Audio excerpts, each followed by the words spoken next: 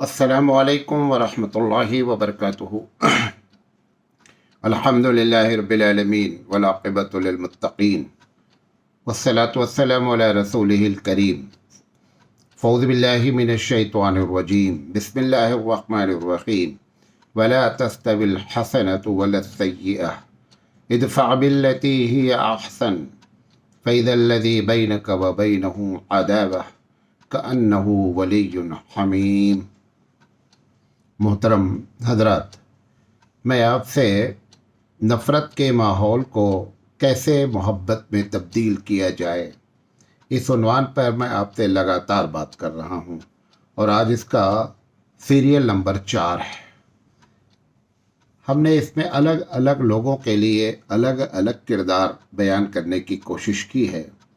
आज जो हम आपके सामने बयान करना चाहते हैं वो ये है कि अहले सरबत यानी जो मुस्लिम मालदार लोग हैं और जिनको वाकई में इस बात का एहसास है कि नफ़रत दिन पर दिन हमारे देश में बढ़ती जा रही है, तो अहले सरबत मालदार हजरात इसमें क्या रोल प्ले करें। मैंने पहले पार्ट में भी ये बात कही है कि अगर इनको बड़े पैमाने पर यह काम शुरू कर दिया जाए तो इंशाअल्लाह 6 महीने के अंदर भारत की तस्वीर को बदला जा सकता है। तो आज इंशाअल्लाह हम बात करेंगे कि मालदार हजरात इसमें क्या रोल अदा करें। देखें, इस तकरीर से ये मतलब न निकाला जाए कि अपनों की मदद न की जाए। अपनों की तो जो आप मदद करते हैं वो तो करना ही करना है। ज़कात की मद है, मसाजिद मदारिस की हिफाजत है, उनके लिए जो है वो पैसे देना है, चलाना है, क्योंकि हम इस देश में रहते हैं, हमको खुद कुआं खोदना है और पानी पीना है। मैं तो इस वक्त इस उन्वान पर बात करना चाह रहा हूँ आपसे कि ये नफ़रत को दूर करने के लिए पैसे का इस्तेमाल किस तरीके से किया जाए। हम अल्लाह रब्बुल इज़्ज़त से दुआ करते हैं कि अल्लाह ताला हमें सही बात कहने की और आपको सही बात समझने की तौफीक अता फरमाए। देखें, सबसे पहली चीज़ ये है कि गैर मुस्लिमीन से हम लोगों का जो ताल्लुक़ है, मिसाल के तौर पर पड़ोसी बहैसियत गैर मुस्लिम हो सकता है।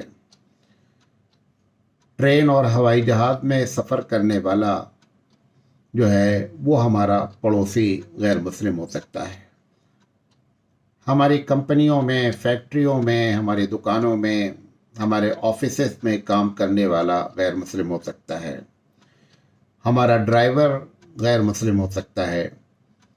क्योंकि मालदारों से खिताब है, ये सब उन्हीं से ताल्लुक़ है। घर में ड्राइवर होता है, काम करने वालियाँ आती हैं, घरों में जो है वो झाड़ू पोछा करने वाली औरतें आती हैं। तो इन सब पर जो कि हमारे मातहत हैं एक हद तक, इनके साथ जो है वो 2 चीज़ें अख्तियार की जाएं। सबसे पहले तो इनके जो ज़ाती तौर पर इनकी इकोनॉमिकल प्रॉब्लम है, माली जो इनकी वाकई में मुश्किलें हैं, उनको हल करने की कोशिश की जाए। मतलब बच्चा है, फ़ीस नहीं दे पा रहा है, तो आप उसके फ़ीस का इंतज़ाम करने की कोशिश करें। ड्राइवर है, उसके साथ ऐसा बर्ताव करें कि अखलाक़ रसूल नज़र आए। हमारे नबी करीम सल्लल्लाहु अलैहि वसल्लम मज़दूरों के साथ, निचले तबके के साथ किस तरीके का बर्ताव करते थे। हम अपने ड्राइवर को लेकर हाईवे पर निकलते हैं तो हम चाय एक पीते हैं, लेकिन हमारी टेबल अलग होती है और ड्राइवर साहब की टेबल अलग होती है। ये अखलाक़ रसूल नहीं है। हम उनको अपने साथ बैठा करके चाय पिलाएं। इस तरीके से जो भी हमारे मातहत हैं, जैसे फैक्ट्रियों में काम करने वाले हैं, तो उनके वक्त ज़रूरत पर, उनकी खुशियों में बराबर के हम भी शरीक हों। क़ब्ल इसके कि वो हमारे सामने हाथ फैलाएं और हमसे कुछ कहें, उससे पहले हम, जब वो आपको शादी का कार्ड देता है, जब वो अपने लड़के की पैदाइश, बर्थडे का की इत्तला देता है, उसके पीछे एक राज छुपा होता है कि हमारा ये जो बॉस है, हमारा ये जो जजमान है, ये इस सिलसिले में हमारा कुछ ताउन करे। तो एक काम ये करना है कि जो हमारे मातहत हैं उनके साथ अखलाक रसूल से पेश आना है और जिस हद तक हो सकता है उनको माली ताउन करना चाहिए। देखिए, अल्लाह के रसूल सल्लल्लाहु अलैहि वसल्लम ने फरमाया, तसद्दक़ू अला अहलिल अदियान, कि सदका उन पर भी करो जो मुख्तलिफ मज़ाहिब और मुख्तलिफ दीन वाले लोग हैं। हालांकि रसूल अकरम सल्लल्लाहु अलैहि वसल्लम का पहला फरमान ये था कि सदका वगैरह भी जो है वो सिर्फ मुसलमान को ही दिया जा सकता है, जिस तरीके से ज़कात दी जा सकती है। लेकिन उस पर कुरान मजीद की आयत नाजिल हुई, जिसके बाद आपने दोबारा गोया कि पहले हुक्म को आपने मनसूख फरमाया और ये बात फरमाई कि सदक़े वाजिबा को छोड़कर दूसरे जो सदक़ात हैं वो सदका वगैरह जो है वो ऐसी जगह पर इस्तेमाल किया जा सकता है। इसी तरीके से चूँकि मालदारों से खिताब में कर रहा हूँ, इनको साल में एक बड़ी रकम जो है वो इंटरेस्ट की आती है, सूद की रकम आती है। सूद की रकम को ऐसे परेशान हाल लोगों की बग़ैर सवाब नियत से उनकी मदद की जा सकती है। तो इस तरीके से ये पहला काम है जो करने का है। इससे एक अच्छा पैगाम जाएगा अहले सरवत मालदारों की तरफ से, नंबर 1। नंबर 2, इन पर जो एहसान किया जाए उस एहसान का बदला उनसे न लिया जाए। मतलब ये नहीं है कि अगर हमने इनके साथ एहसान किया है, उनके प्रॉब्लम को, उनके माशी हालत को बेहतर बनाने के लिए हमने अपने पैसे लगाए हैं, तो हम ये एक्सपेक्ट करें कि अब ये मेरा काम ज़्यादा करें, अब ये मुझको सलाम ज़्यादा मारें। बल्कि नहीं, ये सब अल्लाह लिल्लाह और फिल्लाह किया जाए। क्योंकि अगर वो पैसा पाने के बाद, आपके ताउन के बाद भी वो आपके साथ नहीं ऐसा मामला करता है तो आपको तकलीफ़ नहीं होगी, क्योंकि हमने किया है किसके लिए? अल्लाह के लिए किया है। अल्लाह ही हमको बदला देने वाला है। नंबर 2, ये तालीफ़ क़ल्ब भी कहलाता है। बसा औक़ात तो ज़कात की रकम के लिए तालीफ़ क़ल्ब के बारे में है कि अगर उसे ये मालूम हो जाए मालदार को कि हम अगर ज़कात की रकम इन पर इस्तेमाल करेंगे तो ये इस्लाम के तहत इस्लाम की तरफ रग़बत रखेंगे, इस्लाम को समझने की कोशिश करेंगे, अगर ऐसी बात है तो फिर इसमें बड़ी गुंजाइश है। ज़कात की रकम देने के लिए भी जहाँ तक बात है, ऐसे लोगों की लंबा एक मसला है, हम उसको नहीं जाना चाह रहे हैं, वो फ़िक़ही मसला है। इसी तरीके से कुछ ऐसी चीज़ें होती हैं, जैसे आप कहीं से गुज़रते हैं, कभी फल लेते हैं, कभी मूंगफली लेते हैं, रास्ते में चलते चलते कोई बच्चा चाय पीता है, ख़ासकर जब छोटी उम्र के बच्चे चाय बेच रहे हैं, मूंगफली बेच रहे हैं, ऐसे लोगों से भाव ताव करने के बजाय अगर आपकी शक्ल शबाहत ऐसी महसूस होती है कि आप मुसलमान हैं, तो उनसे जो भी वो पैसा कहें उसमें 2-4 रुपए उनको ज़्यादा दिया जाए। और अगर सारे मुसलमान इस तरीके से भारत में अपना रवैया करें तो वो लोग सोचने पर मजबूर हो जाएंगे कि ये कौन से धर्म के मानने वाले हैं जिनके अंदर इतने अखलाक हैं और इतनी भाईचारगी है और इतना ये इस बात को महसूस करते हैं कि हम परेशान हैं। मैं आपको अपनी बात बताऊं, हमारे मोहल्ले में एक छोटा सा बच्चा आता है, 8-9 साल का होगा। वो आता है और पेपर बेचता है। वो पेपर देता है अंग्रेज़ी और कन्नड़ा का। हमारे घर पे ऑलरेडी पेपर जो है वो लगा हुआ है, उर्दू का पेपर आता है। कभी हमारी जब मुलाकात उससे हो जाती है, मैं उसको जब देखता हूँ तो पेपर की जो भी कीमत हो, 2 रुपये 2.5 रुपये, मैंने आज तक पूछा नहीं तुम एक पेपर कितने में बेचते हो, मैं उसको कभी 10 रुपये, कभी 50 रुपये, कभी 20 रुपये, जो हमारी ताकत है उस ताकत के मुताबिक हम उसको कह देते, नहीं बेटा आज तुम जो है ना अपने घर वालों के लिए फल लेते जाना, आज तुम अपने घर वालों के लिए थोड़ी सी मिठाई लेते जाना है। वो बच्चा जब कभी हमको देखता है तो बड़ी उम्मीदों से कि ये वो लोग हैं कि जो ऐसे लोगों की, क्योंकि आप यकीन जाने वो भी अपनी माई का लाल है, सुबह 4 बजे उठकर पेपर को लेता होगा, फिर मोहल्ले मोहल्ले वो बांटता फिरता है। आखिर उसके घर में प्रॉब्लम तो है ना। ये वो लोग हैं जो मांगते नहीं हैं, मेहनत करते हैं।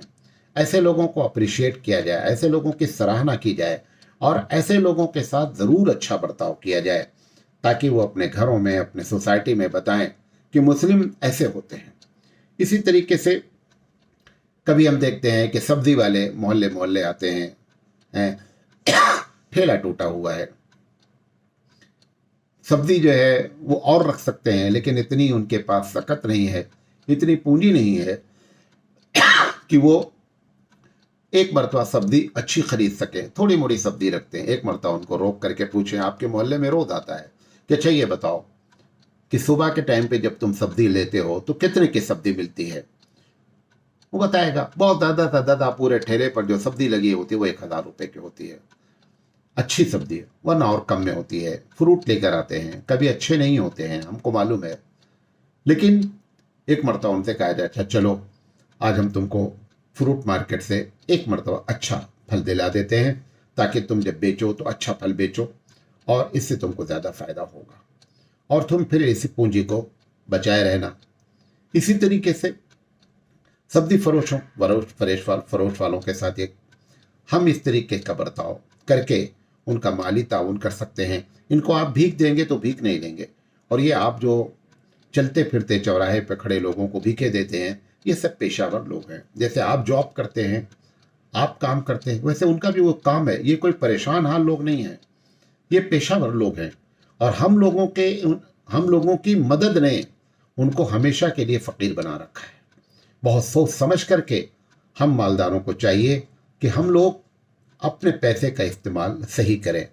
इसी तरीके से कभी बूढ़े आदमी को आप ऑटो चलाता देखें, उसकी कुछ मदद कर दें।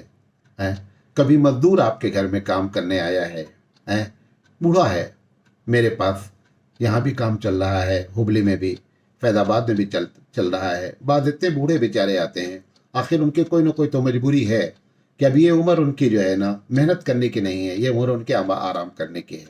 उनको काम अपना, अगर आपके पास काम कर रहे हैं, उनका काम हल्का कर दीजिए। 100 रुपये के बजाय उनको 150 रुपये मजदूरी दे दीजिए।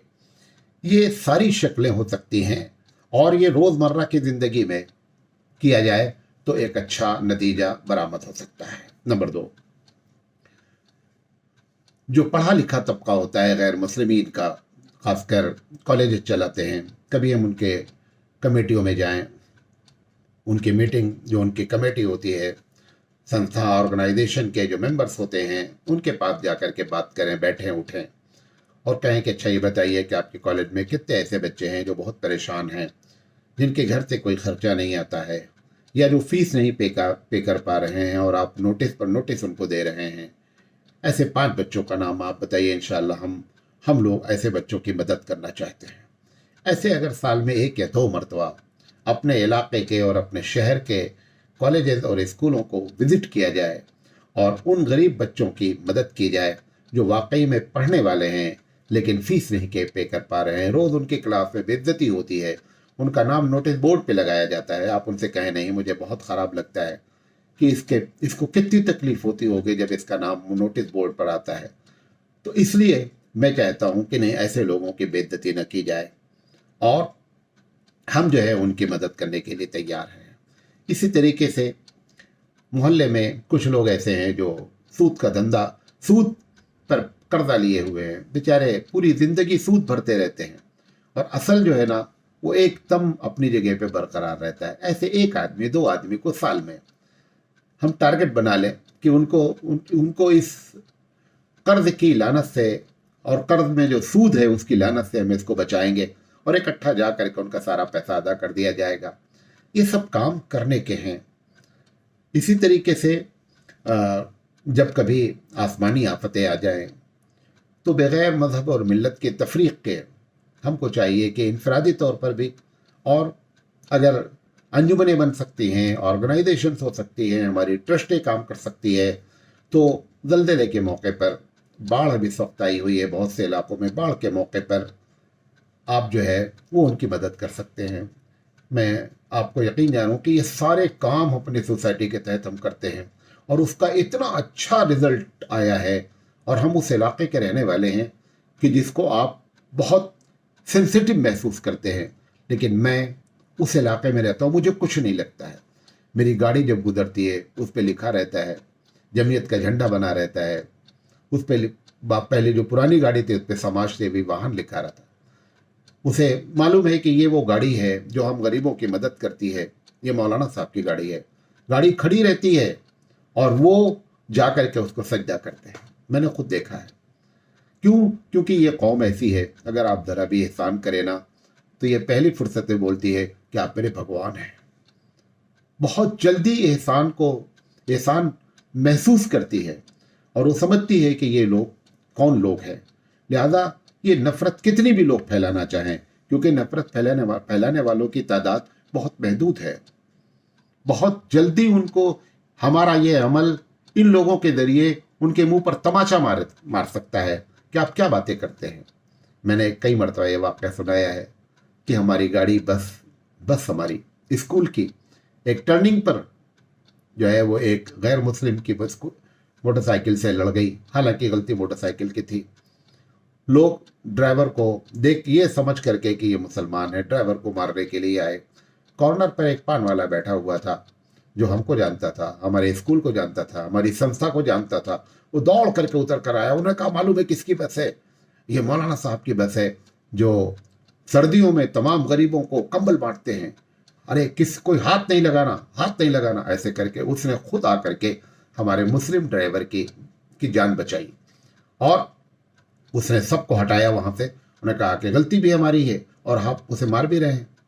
लिहाजा ये हमारे अमाल जो है ना ऐसे होते हैं कि लोगों के ये दिलों को जकड़ते हैं, ये दिलों में मोहब्बत पैदा करते हैं। ये मोहब्बत की तलवार है जो बहुत गहरी होती है, बहुत असरअंदाज होती है। इसी तरीके से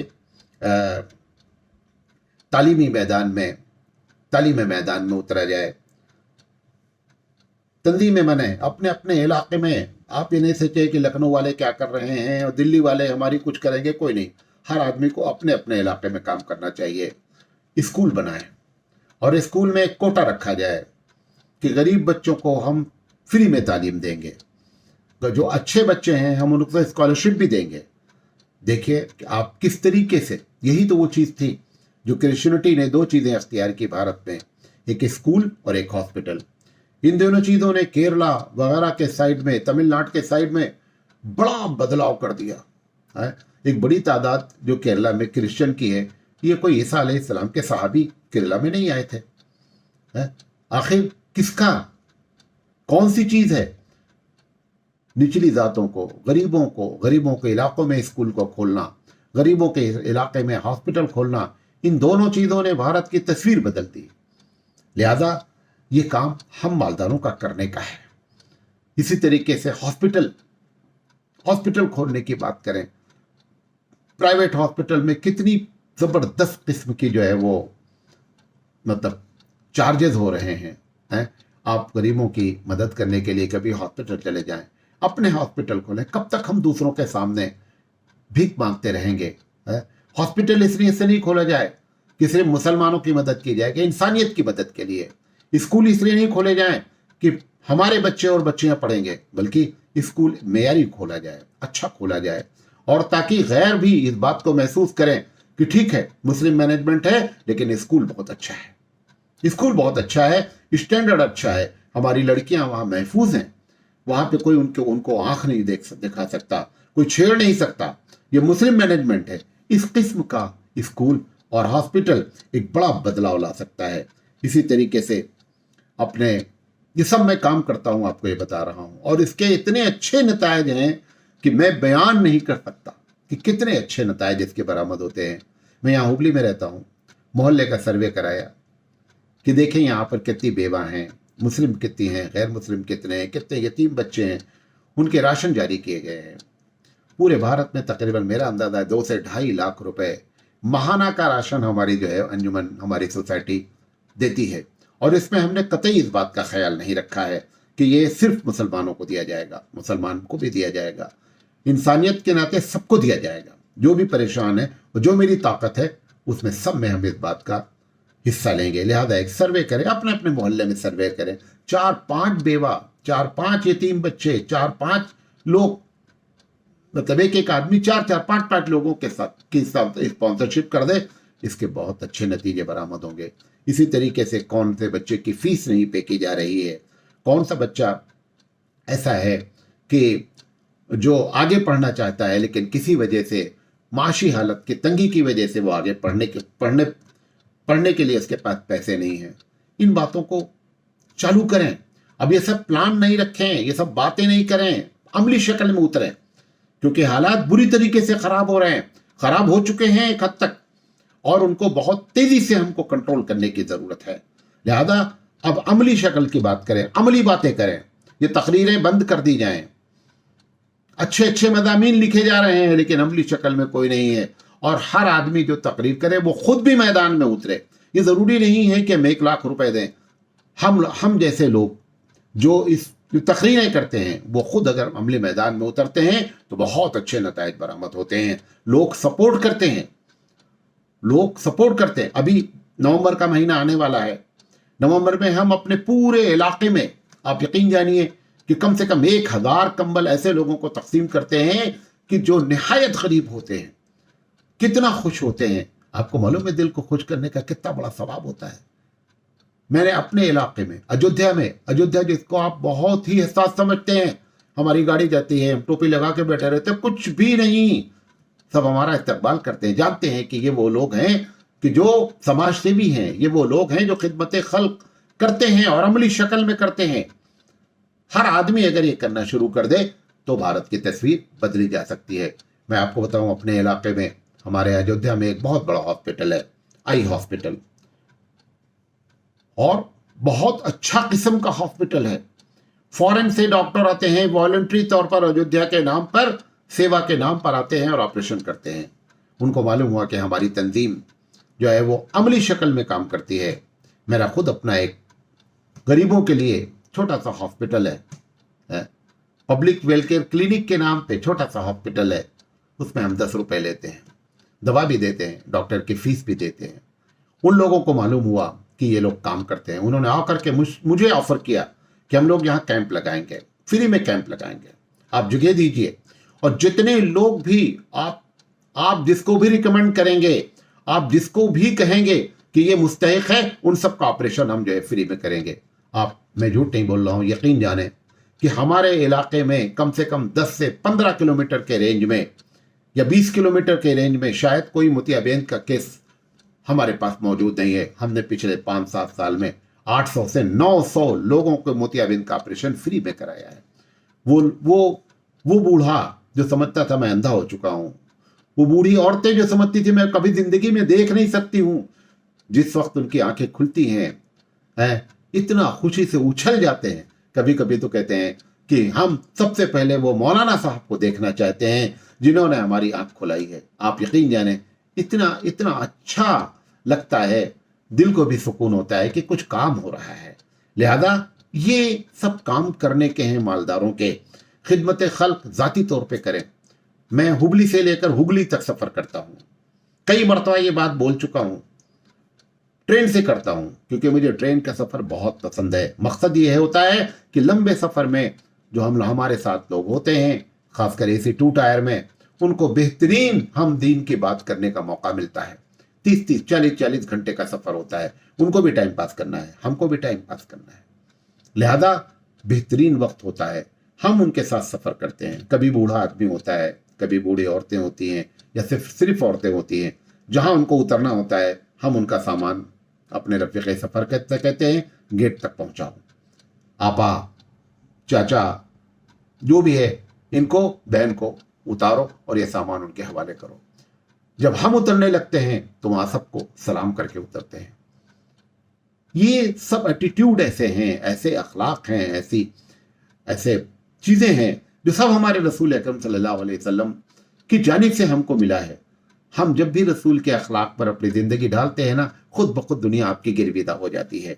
तो इस तरीके से जो है वो तंजीमें बनाई जाएं, बाकायदा इनफरादी तौर पर अपनी जगह काम हो, तंजीमी तौर पर अपनी जगह पर काम हो। खिदमत खल्क का शोबा, हुबली से हुगली तक सफर करता हूं। मैंने आज तक किसी भी रेलवे स्टेशन पर किसी मुस्लिम तंजीम का लगा हुआ वाटर कूलर नहीं देखा है। आखिर हम 20% रहते हैं इस देश में, तो 20% हमारी वो चीजें भी नजर आनी चाहिए। अगर 100 वाटर कूलर यहां से वहां तक नजर आया है तो कम से कम 20 वाटर कूलर तो ऐसे भी नजर आने चाहिए जो मुस्लिम तंजीमों ने कायम किए हों। उनका नाम लिखा हो, कहीं लायन क्लब वाले करते हैं, कहीं जो है वो जैन धर्म वाले, महावीर जी के मानने वाले करते हैं, कहीं गैर मुस्लिमीन करते हैं, मुख्तलिफ लोग करते हैं। हर स्टेशन, बड़ी स्टेशन पे वाटर कूलर प्राइवेट सेक्टर की तरफ से लगा हुआ है। लेकिन बहुत अफसोस के साथ कहना होता है कि हमारे पास पैसे की कमी नहीं है, अल्लाह ने बहुत दिया है हमको जहाँ खर्च करना है। हम अभी इसी में समझे हैं कि मार्बल लगा करके हम अपनी ज़िंदगी, मस्जिदों में मार्बल लग जाए, मस्जिदें खूबसूरत बन जाएं। मस्जिदें खूबसूरत बनने से नफ़रतें नहीं ख़त्म होती हैं, नफ़रतें इन सब कामों से ख़त्म होती हैं। ये सब काम किए जाएंगे तब न है नफ़रत ख़त्म होगी। शहर के मुख्तलिफ मकामात पर गर्मी का दिन, खासकर यूपी है, बिहार है, महाराष्ट्र है, मध्य प्रदेश है, ज़बरदस्त किस्म की गर्मियाँ पड़ती हैं। मैं फैज़ाबाद अयोध्या की बात कर रहा हूँ। चौक में हमने वाटर कूलर लगा रखा है अपनी सोसाइटी का, और उसके सामने एक मरतबा मैं, वहाँ पे बहुत रश होता है, मेरी गाड़ी मैंने खड़ी किया, मैं तो देखने के लिए कि देखें लोग इस पानी का कितना इस्तेमाल करते हैं। इतने में जो है वो एसपी की गाड़ी आ गई और जो है उसने सबको हटाना शुरू किया। तो मैंने ड्राइवर को भेजा कि जाओ देखो वाटर कूलर चल रहा है कि नहीं चल रहा है। तो वो एसपी साहब आए, तो अब वो पुलिस वाले को क्या मालूम कौन साहब है। तो उतने में जो है वो एक दुकान वाला वहाँ खड़ा था, कहा ये वो मौलाना साहब की गाड़ी है जो वाटर कूलर लगाए हैं। एसपी साहब गाड़ी में मौजूद हैं। एसपी साहब ने कहा कि गाड़ी छोड़ दें, वो जो काम से खड़े हैं उनको काम करने दें। इतना एहतराम होता है, ऑफिसर साहब के एहतराम करते हैं। अभी रातों में बहुत से शहरों में रैन बसेरा है। रातों में बेचारे जो लोग होते हैं फ्री में ठहर जाते हैं बस स्टेशन के पास। आप कभी चले जाएं वहाँ पे, देखें कि रैन बसेरे में टॉयलेट नहीं है, लाइट का इंतज़ाम नहीं है, या और किस चीज़ों की कमी है, डीएम से बात करें, बात करके कि हम इसको सही कराना चाहते हैं ताकि लोगों को तकलीफ न पहुँचे। मालदारों, अहले सरवत, अल्लाह ने आपको दौलत इसलिए नहीं दी है कि आप जो है उसको सिर्फ अपनी ज़ात के लिए, जितना ज़्यादा दिया गया है उतना ज़्यादा जिम्मेदारी भी हमारे जिम्मेदारी डाली गई है। लिहाजा अहले सरवत अगर चाहें तो इस तरीके से माहौल को बहुत तेज़ी से बदला जा सकता है। ये मैंने बातें आपके सामने रखी हैं, इससे ये आइडिया एक दिया है। आप हज़ारों बातें इसमें सोच सकते हैं, हज़ारों काम इससे निकाल सकते हैं। ये महज मैं एक छोटा सा आदमी हूँ, मैं जो सोच रहा हूँ वो बोल रहा हूँ। मैं अभी नवंबर में फैज़ाबाद अयोध्या जाने वाला हूँ। किस लिए? गरीबों के लिए बड़े पैमाने पर कंबल का इंतजाम किया गया है। साधु आते हैं, पैरों में चप्पल नहीं होती है। एक मर्तबा अयोध्या से पैदल चल करके आए 15-20 साधु लोग, कड़ाके की सर्दी। कहा भैया, हाथ जोड़ करके, भैया हमको कंबल दे दीजिए। हमने कहा आप वहां से पैदल आए हैं, एक कंबल के लिए पैदल आए हैं। अब मेरी आंखों में आंसू आ गया कि ये अल्लाह, हम यहां तक नहीं पहुंच सके, ये हमारे पास आए हैं। मैंने कहा ठीक है, सबको कंबल दिया, हमने गाड़ी बुक किया, हमने सबको चप्पल दिलाई। हमने कहा 27 किलोमीटर से पैदल आए थे, आप अंदाजा कर लीजिए। अगर अंदर के रास्ते से आए होंगे तो 22 किलोमीटर से पैदल आए होंगे।